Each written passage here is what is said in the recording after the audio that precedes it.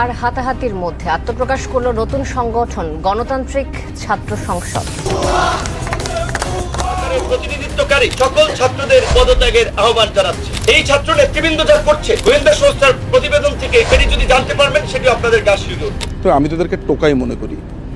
এই দলের নাম তারা আবার দিয়েছে জাতীয় নাগরিক পার্টি। আমি এদেরকে কিন্তু বাড্ডা জাগরণী বলি। বাড্ডা জাগরণী হচ্ছে বিপিনুর একটু টাচ করছে অন্য জায়গায়, যে সরকারের যে তিনজন উপদেষ্টাদের মধ্যে একজন পদত্যাগ করছে। এদিকে শিক্ষা প্রতিষ্ঠান রাজনীতিমুক্ত করার দাবি তুলে এখন নিজেরাই রাজনৈতিক সংগঠন গড়ায় মিশ্র প্রতিক্রিয়া বিভিন্ন ক্যাম্পাসে। ধর্ষণ ও আইন শৃঙ্খলা চরম অবনতিতে প্রতিটি সদস্য দেশের যে কোনো প্রয়োজনে তোলপাড়, চারিদিক তোলপাড়, সরকারের ভেতরে তোলপাড়। মাত্র 7 দিনের ভিতরে আগের পূর্ব অবস্থায় ফিরে আসবে। বিপিনুরের বক্তব্য হচ্ছে 24 ঘন্টার ভিতরে।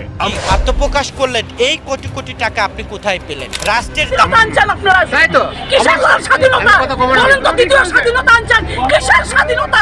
দলের কোন রাজনৈতিক আদর্শ কেউ যায় না, ওরা নিজেরাও জানে না। কি বললো নাহিদ ভাই, সেকেন্ড রিপাবলিক তুমি বুঝো, গণপরিষদ ইলেকশন করবে তারা।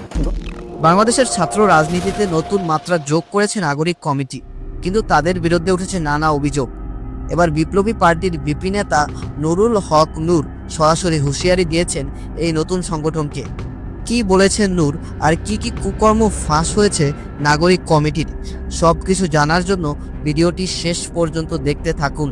আওয়ামী মাফিয়া দুর্বৃত্তদের সাথে রাতের অন্ধকারে মিটিং করা হচ্ছে, তাদেরকে পুনর্বাসনের জন্য আশ্বস্ত করা হচ্ছে। তাহলে আওয়ামী লীগের মধ্যে এই সরকারি দলের মধ্যে পার্থক্যটা কোথায়? সরকারের প্রতিনিধিত্বকারী সকল ছাত্রদের পদত্যাগের আহ্বান জানাচ্ছে। এই ছাত্র নেতৃবৃন্দ যা করছে গোয়েন্দা সংস্থার প্রতিবেদন থেকে এটি যদি জানতে পারবেন সেটি আপনাদের গা শিউরে উঠবে। Enough is enough. নতুন দলের আত্মপ্রকাশ হয়েছে, সেখানে আমাদের দাওয়াত দিয়েছিল আমাদের পূর্ব নির্ধারিত একটি প্রতিনিধি সভা, যেখানে আমাদের দল এবং অঙ্গ সংগঠনের কেন্দ্রীয় নেতৃবৃন্দের পাশাপাশি জেলা এবং উপজেলা পর্যায়ের নেতৃবৃন্দ আমন্ত্রিত ছিল। কাজে সাংগঠনিক বিবেচনায় আমাদের সেটি গুরুত্বপূর্ণ ছিল। আমরা কিন্তু নতুন দলের বিষয়ে, তরুণদের রাজনীতিতে অংশগ্রহণের বিষয়ে সবসময় ইতিবাচকভাবে বলে আসছি, কিন্তু এই জুলাই গণঅভ্যুত্থানকে কেন্দ্র করে যারা রাজনীতি করতে চাচ্ছে তাদের অনেকে আমাদের সহযোদ্ধা সহকর্মী ছিল। আমাদের কিছু নৈতিক জায়গা থেকে, আদর্শিক জায়গা থেকে তাদেরকে আমরা সুপরামর্শ দিয়ে আসছি, আমরা ভবিষ্যতেও দিব। কিন্তু আমরা শেখ হাসিনাকে বলেছিলাম যে সরকারের থেকে, দলীয় সরকার অধীনে শেখ হাসিনা নির্বাচন করতে চেয়েছিল, সেটি রুখে দেওয়ার জন্য আমরা আন্দোলন সংগ্রাম করেছিলাম। কারণ সরকারের থেকে সে নির্বাচন করলে তো নির্বাচনকে প্রভাবিত করবে। এখন এই সরকারের উপদেষ্টা থেকে যদি তারা দল গঠন করে তাহলে তো এটা সরকারি দল হবে। তাহলে আওয়ামী লীগের মধ্যে এই সরকারি দলের মধ্যে পার্থক্যটা কোথায়? গণ অভ্যুত্থানকে যেভাবে গুটি কয়েক ব্যক্তি কেন্দ্রিক গ্লোরিফাই করা হচ্ছে কিংবা কাউকে বিশেষ ভাবে ক্রেডিট দেওয়া হচ্ছে, সেটা তো বাস্তবতা না। এই গণ অভ্যুত্থানে বিএনপি, জামাত সহ বিশেষ করে এই গণ অভ্যুত্থানের তরুণরা যে ভূমিকা রেখেছিল, 18 থেকে যারা পুনঃসংস্কার আন্দোলন করেছিল, তাদের কথা ওইভাবে কোনো জায়গায় বলা হচ্ছে না। এখন সরকারে আছে, সরকার উপদেষ্টা হয়ে তারা সরকার, ব্যবসা বাণিজ্য সবকিছু নিয়ন্ত্রণ করছে, গণমাধ্যমকে নির্দেশনা দিচ্ছে, এইভাবে খবর দেখাবেন, এইভাবে প্রচার করবেন, তারা প্রচার করছে। আওয়ামী মাফিয়া দুর্বৃত্তদের সাথে রাতের অন্ধকারে মিটিং করা হচ্ছে, তাদেরকে পুনর্বাসনের জন্য আশ্বস্ত করা হচ্ছে। আমলাতন্ত্র থেকে শুরু করে রাজনীতি সব জায়গায়, এগুলো তো আমরা মেনে নিতে পারি না। শুধুমাত্র বিএনপি একটা বড় রাজনৈতিক দল, বিএনপির অনেক ঘটনা, দু একটি ঘটনা বাইরে আসায় আমরা শুধু বিএনপিকে সমালোচনা করছি। এই ছাত্র নেতৃবৃন্দ যা করছে, আপনারা গোয়েন্দা সংস্থার প্রতিবেদন থেকে এটি যদি জানতে পারবেন সেটি আপনাদের গা শিউরে উঠবে। অবশ্যই আমরা চাই তারা ভালো রাজনীতি করুক, পরিশুদ্ধ রাজনীতি করুক, কিন্তু সরকারের থেকে তো সেটি সম্ভব না। এখন একজনের দল গঠন করেছে, একজন পদত্যাগ করেছে, বাকি দুজন তো সরকারে আছে। সরকারের বিভিন্ন মন্ত্রণালয়ে ছাত্র উপদেষ্টাদের তদারকি কমিটি আছে। সরকারের সাথে কাজ করায় স্বাভাবিকভাবে 3 উপদেষ্টার একটা ভালো নেক্সাস তৈরি হয়েছে। এখন তারা যদি একজন পদত্যাগ করে, দুজন তো আছে, এবং এই আন্দোলন কেন্দ্রিক বিশেষ করে এইখানে যারা উপদেষ্টা গঠন হয়েছে তাদের আমরা যে গত 6 মাসের ভূমিকা দেখেছি, এটা নতজানু একটা ভূমিকা। তারা ছাত্র নেতৃবৃন্দের কাছে জিম্মি ছিলেন অনেক ক্ষেত্রে, কাজেই তারাও সক্রিয়ভাবে মেরুদণ্ড উঁচু করে অনেক সিদ্ধান্ত নিতে পেরেছে, অনেক কাজ করতে পেরেছে বলে এটা আমি মনে করি না। এই যদি করতে পারতো তাহলে আজকে মাস পরে এরকম হতো না, এবং 6 মাস পরে সেনা প্রধানের বলা লাগতো না পাবলিকলি এনাফ ইজ এনাফ। এবং আমরা মনে করি যে সেনা প্রধান যে স্পিরিটের জায়গা থেকে কথা বলেছেন সেটি যথার্থ। তিনি কাজ করতে পেরে কথা বলেছেন যে আপনাগুলো বন্ধ করেন, দ্রুত সময়ের মধ্যে নির্বাচনের দিকে হাঁটতে হবে। এছাড়া এখন আর গতি নাই, ষড়যন্ত্র হচ্ছে, বিভিন্ন এই ধরনের একটা খোলা অবস্থায় বিভিন্ন গোষ্ঠীকে ব্যবহার করা হচ্ছে। তো সেই জায়গা থেকে ছাত্র নেতৃত্ব, আমরা রাজনৈতিক দল, আমরা 42টি রাজনৈতিক দল হাসিনার বিরুদ্ধে আমরা আন্দোলন করেছিলাম একসাথে। আপনারা যেভাবে সুন্দর করে বলেন, মাঝে মধ্যে ইচ্ছা করে, জানি যে জার্নালিজমের এথিক্স অনুযায়ী আপনারা নামটাম বলেন, তো আমি তো এদেরকে টোকাই মনে করি। এই দলের নাম তারা আবার দিয়েছে জাতীয় নাগরিক পার্টি।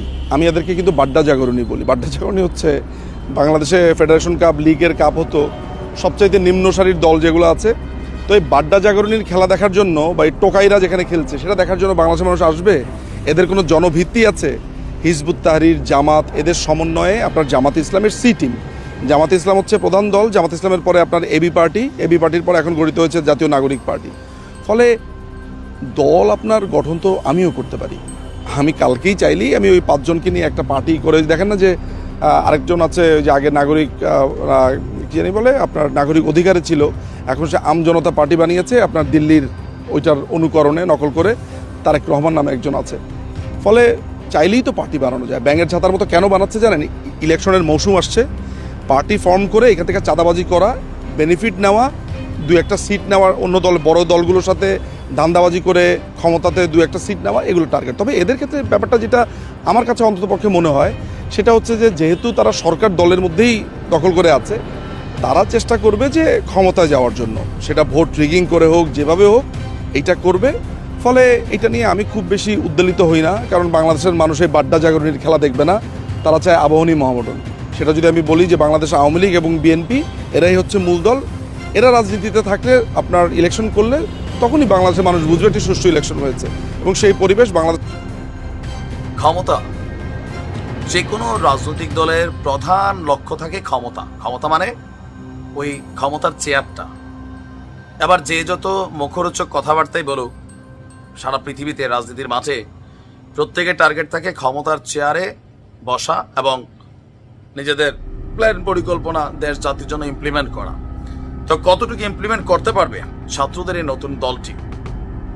উপদেষ্টা, সাবেক উপদেষ্টা নাহিদ এখন দলটির মুখ্য, তিনি প্রধান ভূমিকা আছেন। আগামী দিনের হয়তোবা প্রধানমন্ত্রী পদে আমরা তাকে দেখতে পারি, এরকম হইতেও পারে। আর বাকি যে 2 জন আছেন তারা এখনো সরকারের মধ্যে আছেন। এই সরকার নিরপেক্ষ নির্বাচন দিবে, অথবা আসিফ বলছে ভাই এই দলটার সাথে আমার কোনো সম্পর্ক নাই। একটা ছোট্ট বাচ্চা যে হালকা পাতলা বোঝে বাংলাদেশ, তার কাছে এই কথাটা হাহা রিয়েক্টের মতন মনে হবে, কারণ এলাকার মধ্যে তার নির্বাচনী প্রচারণা চলছে, কোন দল থেকে নির্বাচন করবেন নাকি একটা দল বানাবেন। এই যখন অবস্থান, এই সরকার কতটুকু নিরপেক্ষ? আমার দৃষ্টিতে নিরপেক্ষ সরকার হবে না। শুধু আমার না, বিএনপিও মনে করছে। তবে বিপিনুর একটু টাচ করছে অন্য জায়গায়, যে সরকারের যে 3 জন উপদেষ্টাদের মধ্যে একজন পদত্যাগ করছে, কইরা একটা নতুন রাজনৈতিক দলের প্রধান হয়েছেন। আর সেখানে বাকি যে 2 জন এখনো সরকারের মধ্যে বসে আছেন, তাদেরও পদত্যাগ করা উচিত। কারণ তারা জুলাই অভ্যুত্থানের যে ঐক্য, সেটার মধ্যে বিভাজন করে ফেলেছে। বিপিনের বক্তব্য হচ্ছে গণ অভ্যুত্থানকে কেন্দ্র করে গুটি কয়েক ছাত্রনেতা সরকারের নিয়ন্ত্রণ থেকে প্রশাসনের বিভিন্ন জায়গায় অযাচিত হস্তক্ষেপে সরকারি কর্মকর্তা কর্মচারী সহ জনগণের মধ্যে একটা অস্বস্তি তৈরি করেছে। এটা সত্য। আর এগুলো হচ্ছে নাহিদ, সার্জিস সহ আরো কয়েকজন যারা আছে এরা। যেহেতু আন্দোলনের পরিচিত মুখ থেকে সরকারের প্রতিনিধিত্বকারী ছাত্ররা রাজনৈতিক দল গঠন করেছে, সেহেতু সরকারের নিরপেক্ষতা বজায় রাখা, জনগণ সহ রাজনৈতিক নেতাদের আস্থা ধরে রাখা, এগুলো যদি করতে চায় তাহলে বাকি যে 2 জন এখনো উপদেষ্টা পদে আছেন তাদেরকে পদত্যাগের আহ্বান জানিয়েছে ভিপি নূর। নূরের বক্তব্য, আমরা বারবার বলে আসছি, জনতার রক্তের উপর দাঁড়িয়ে থাকা এই গণ অভ্যুত্থানের সরকারের ব্যর্থতা জাতিকে নতুন বিপর্যয়ের দিকে নিয়ে যাবে। কিন্তু গত 6 মাসে এই সরকার ব্যর্থ হয়েছে। সরকারের দুর্বলতায় গণহত্যাকারীদের পুনর্বাসন হচ্ছে, আইন শৃঙ্খলা অবনতি হচ্ছে এবং দেশ নিয়ে সংকট তৈরি হচ্ছে। বিপিনুর খুব শক্ত ভাষায় এখানে সমালোচনা করেছেন। ইভেন তিনি বলছেন যে সরকারি গোয়েন্দা সংস্থাদের কাছে অনেক তথ্য আছে, এরা তলে তলে যা করতেছে এগুলো শুনলে নাকি আমাদের গা শিউরে উঠবে। বদলি ট্রান্সফার, বাণিজ্য ট্রান্সফার, সাংবাদিক ইলিয়াস কিন্তু ইশারাঙ্গিতে বলতেছে।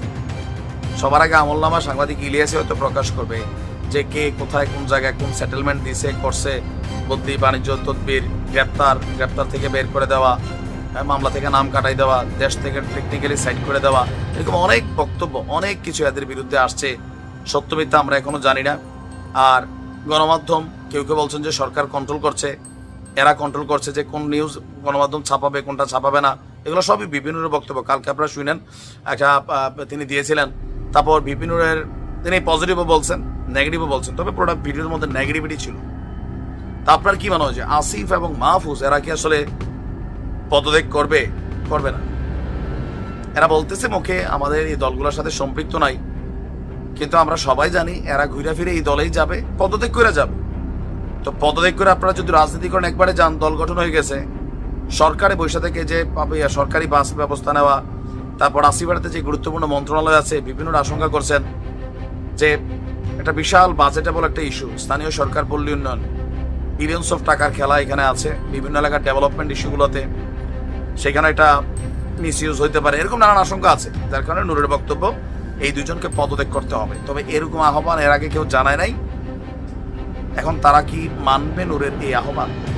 আমার মনে হয় মানবে না, 100% মানবে না। হয়তো তখন মানবে যখন আমরা ধরেন আনুমানিক ডেট আমাদের কাছে আছে যে মে জুনের দিকে আপনার আসিফ পদত্যাগ করবে।